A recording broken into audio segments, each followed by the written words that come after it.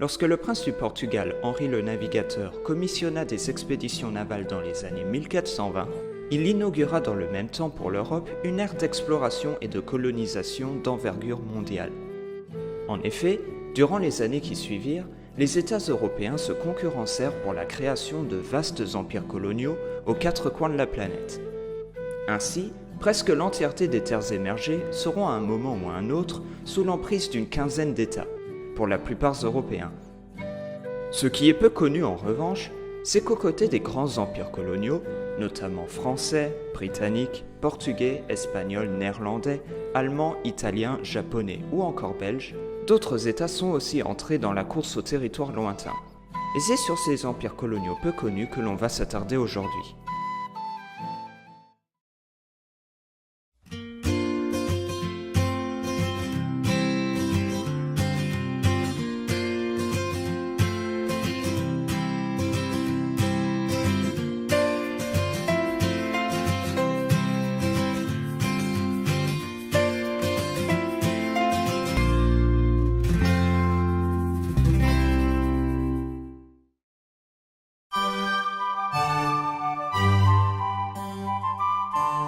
On commence fort avec un pays dont la plupart n'en connaissent même pas le nom.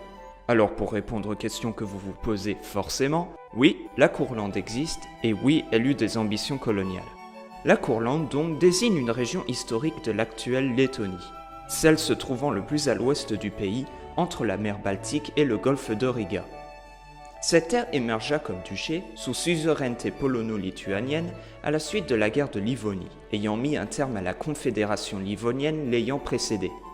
Dans les faits, le grand-duché de Courlande était indépendant, et ça jusqu'en 1795, date à laquelle il fut absorbé dans l'Empire russe avec le troisième partage de la Pologne.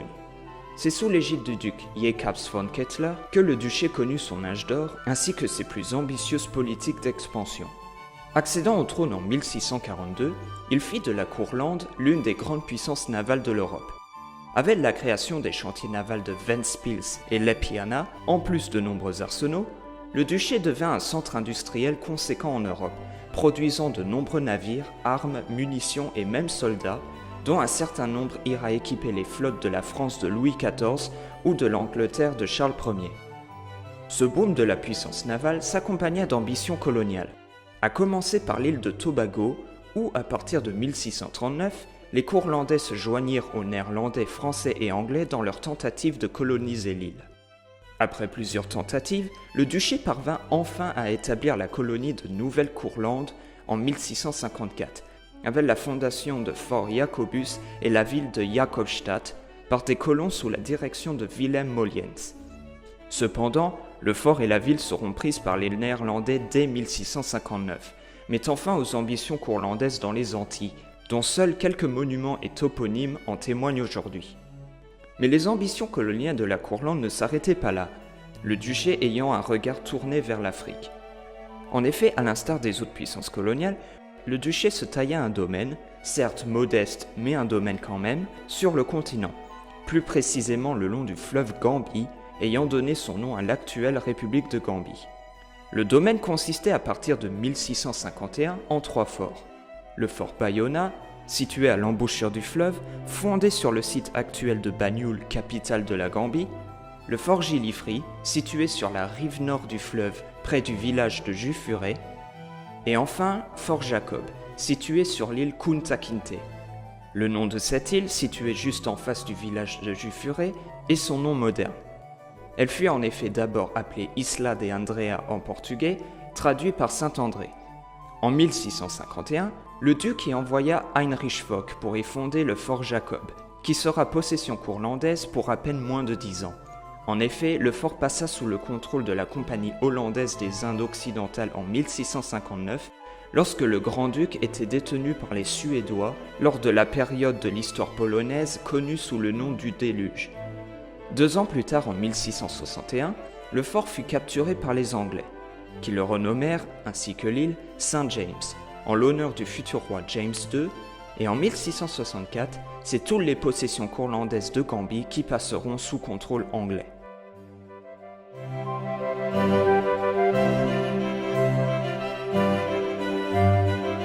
Les ambitions coloniales allemandes sont un peu plus anciennes que ce que l'on pourrait croire. Ne commençons pas avec l'empire colonial allemand de la période de l'Empire. En effet, il faut en trouver l'origine avec l'état prédécesseur de l'Empire allemand, la Prusse. Ou plutôt le Brandebourg. Bon, pour résumer, le Brandebourg c'est là, une ancienne marche du Saint-Empire romain germanique. Quant à la Prusse, c'est ici, un duché formé sur les terres conquises et confié aux chevaliers teutoniques.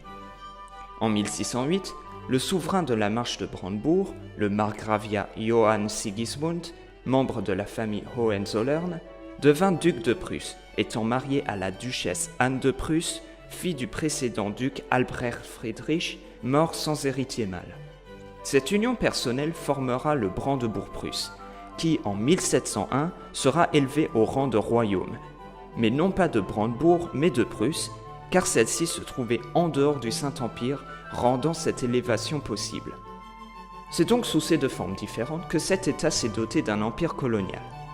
À l'origine de cette entreprise se trouve Friedrich Wilhelm, dit le Grand Électeur, qui, comprenant l'importance du commerce et l'intérêt d'une marine puissante, fonda vers 1680 la Compagnie africaine brandebourgeoise.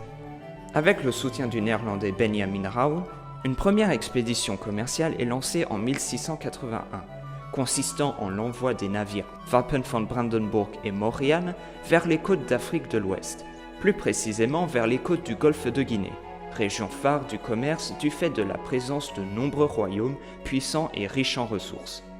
Un an plus tard, en 1682 donc, le Brandebourg fonda une première colonie du nom de Groß-Friedrichsburg, actuelle Princestown au Ghana, qui deviendra la capitale de la Côte de l'Or brandebourgeoise.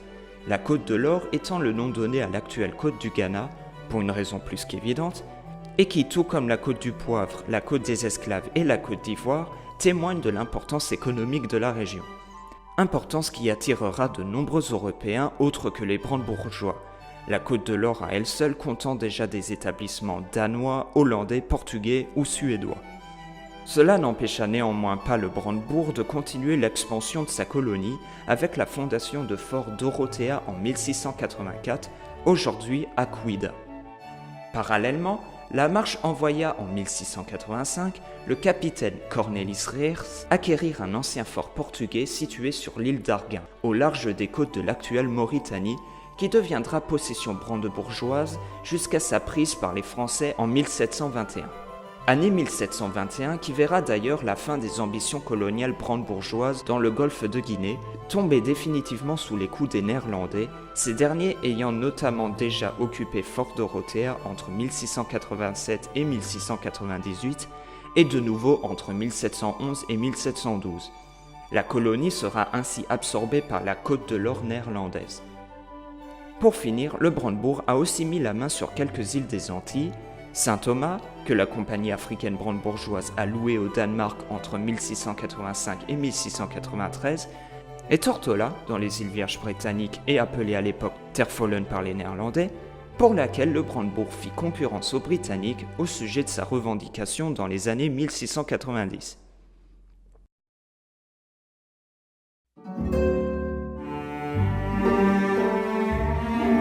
Contrairement à la Courlande et au Brandebourg, il est pour le coup vraiment étonnant de savoir que l'Autriche, ainsi que son État successeur, l'Empire d'Autriche-Hongrie, possédait un empire colonial et cela pour deux raisons.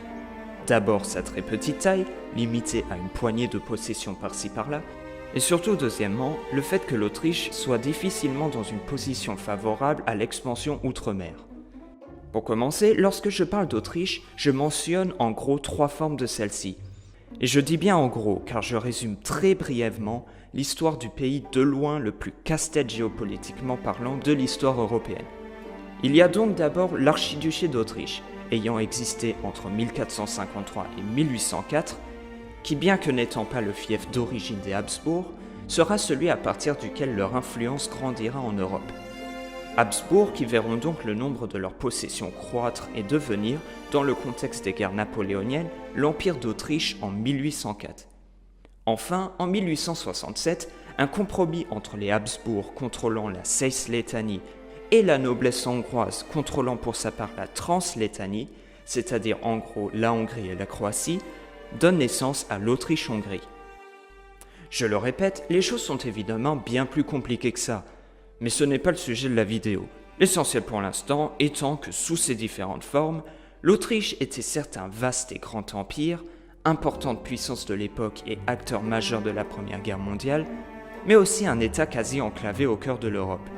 Dans le cas de l'Autriche-Hongrie, bien que couvrant environ 676 600 km², faisant de lui le deuxième plus grand pays d'Europe après la Russie, elle ne possédait qu'une façade maritime d'à peine 700 km environ, qui en plus ne donnait que sur l'Adriatique, relativement isolé de l'océan mondial. En conséquence de tout ça, la puissance austro-hongroise était en grande majorité centrée sur l'Europe.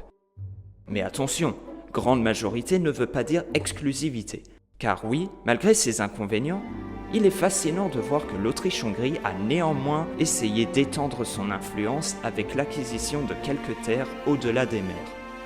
D'abord les îles Nicobar, situées dans l'océan Indien au large de Sumatra.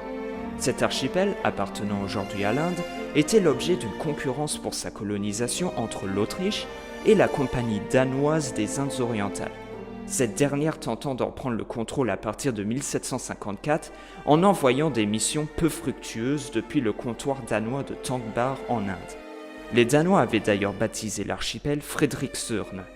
Profitant des difficultés danoises, un capitaine néerlandais du nom de William Boltz entreprit une expédition pour revendiquer l'archipel au nom de l'Autriche en 1778. Il parvint à négocier la cession des îles Nancori, Kamorta, Trinket et Katschal auprès des locaux, qui virent aussitôt des colons autrichiens tenter d'y établir une colonie, avec notamment un avant-poste sur Nancori. Hélas, le manque de ressources et les prestations danoises firent échouer rapidement l'entreprise, qui disparut dès 1783. L'archipel passa ainsi définitivement sous contrôle danois, et seul le nom d'une des îles témoigne aujourd'hui de la présence autrichienne, à savoir l'île Teresa, du nom de l'archiduchesse d'Autriche Marie-Thérèse. L'Autriche posséda aussi brièvement quelques comptoirs en Inde durant le XVIIIe siècle, Kovalam ainsi que Ishapur, connu à l'époque sous le nom de Banki Bazar, qui était un comptoir de la Compagnie d'Ostende dans les Pays-Bas méridionaux qui étaient à l'époque autrichiens.